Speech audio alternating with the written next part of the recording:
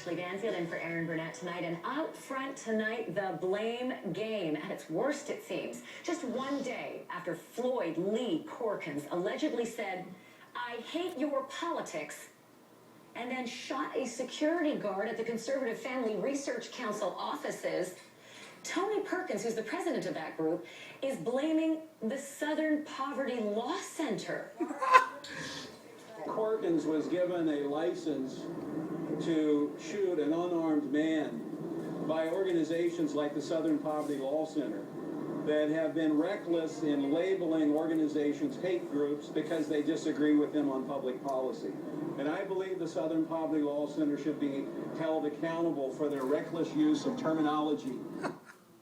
Well, those are fighting words, but the Southern Poverty Law Center is fighting right back. And this evening they are saying this, and I quote, "Perkins' accusation is outrageous. The Family Research Council and its allies on the religious right are saying in effect that offering legitimate and fact-based criticism in a democratic society is tantamount to suggesting that the objects of criticism should be the targets of criminal violence."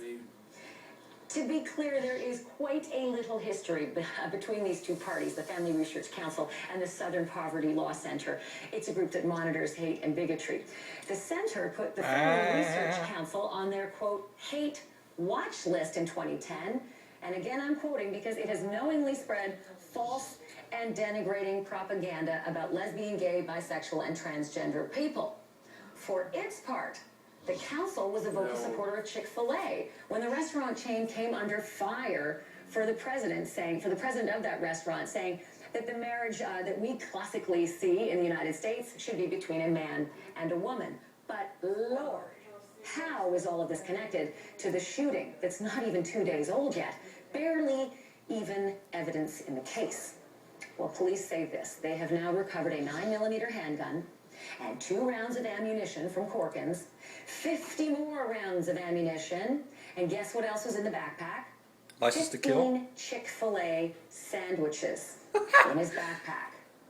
Okay, so there's a connection. And a license to kill? Perkins was charged with assault to kill, with intent to kill, and also charged with interstate transportation of a firearm and ammunition. And this is a federal case, folks. Here now is Sandra Endo, who's covering the case from outside of the Family Research Council in Washington, D.C. As well, joining us, former FBI Assistant Director Tom Fuentes and CNN legal contributor Paul Callan.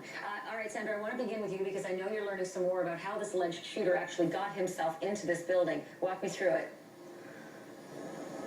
Well, the 28-year-old Ashley Floyd Perkins apparently walked into the building and stopped in the lobby, and that is when he was approached by the building manager, who he said that he was interviewing for an internship, 28 years old, interviewing for an internship, and that is when the building manager, Leo Johnson, said that Perkins opened fire, and that's, of course, we know what happened after that, but clearly new details coming out as to the investigation and investigators trying to figure out how he exactly got into the building, because it is a pretty secure building for modern standards. Is very up to date with security cameras around the building, as well as a card swiping system for employees to get in. Ashley. Well, fascinating that the allegation right now is that he had yelled out before he opened fire, "I hate your politics." This is going to play in heavily to our next part of the conversation.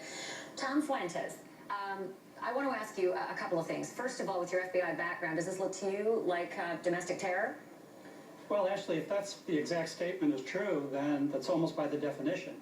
If you try to kill somebody based on their ethnic background, racial background, political or religious beliefs, then that makes it pretty much domestic terrorism. So if he actually said that statement, and that's actually why he was motivated to do the shooting, he's defined the act himself as domestic terrorism. All right, so Paul Callan, if you wouldn't mind, he's done some very quick reading for us. Weigh in on this with regard to whether this is domestic terror or potentially hate crime. I mean, there's a hate crime statute in D.C.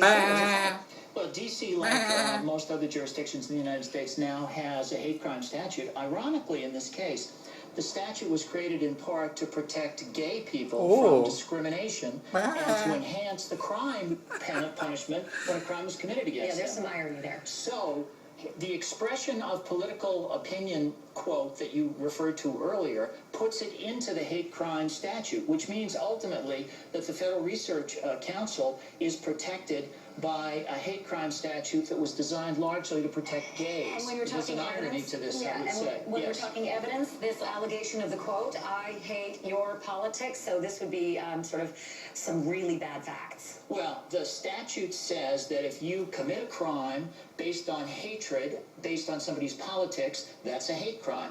So the FRC is protected by this statute, and the shooter actually can be prosecuted for a hate crime. Tom Fuentes, real quickly, with your FBI background, once again, what's going on with everything in this man's life? His hard drive, his apartment or his home, his mail. What's the FBI doing to look into this at this point?